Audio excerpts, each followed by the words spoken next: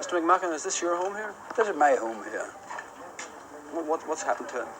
Well, as you see, it's burned in the roofs of it, and everything's burned upstairs and racked downstairs and burned as well, and scorched everything. You know, like it. You couldn't live. I mean, he says, no use of talking about you couldn't live when there's no roof or anything, don't you know? That's it. Do you feel bitter about this? No, I'm not bitter about it, because bitterness would do no good, so it wouldn't. I consider that the mob that done this are an unthinking mob, and they're a mob that have been misled, don't you know?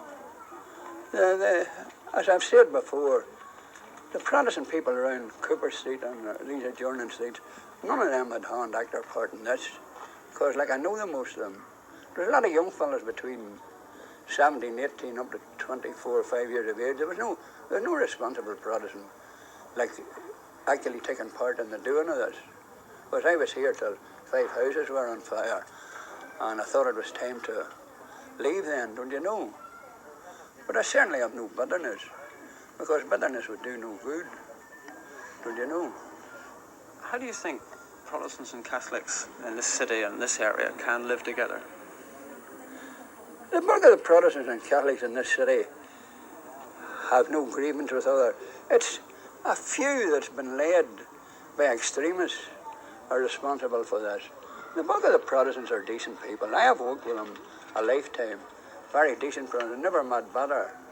Just as good and as decent as the Catholic people. But it's the extremists, that leaders that egg this on, don't you know? They're more responsible. And the Protestant Church, I would say, doesn't stand for this carry on. It's only a mob that stands for it, don't you know? And yet, of course, many people, understandably around here, are bitter. What do you say to them? Well, you see, I suppose the bitterness is through their homes being burned and their clothes and their furniture and so forth like this.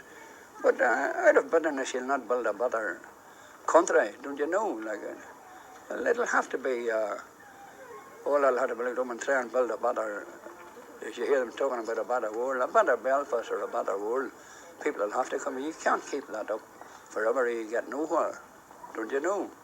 Do you think that Protestants and Catholics in this city can do it?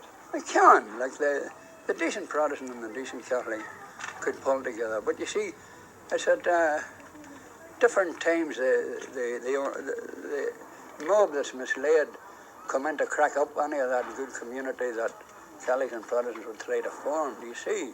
But I believe like that it should be got over, don't you know, with an effort. But at the present time, I think the only one can bring about peace here now is the British government. Don't you know? Like, they have more control of the situation. Leaving it to the parties that were fighting here, that this thing would go on indefinitely, don't you know? That wouldn't be a good thing. So it wouldn't. For either side. That's my opinion. So it is.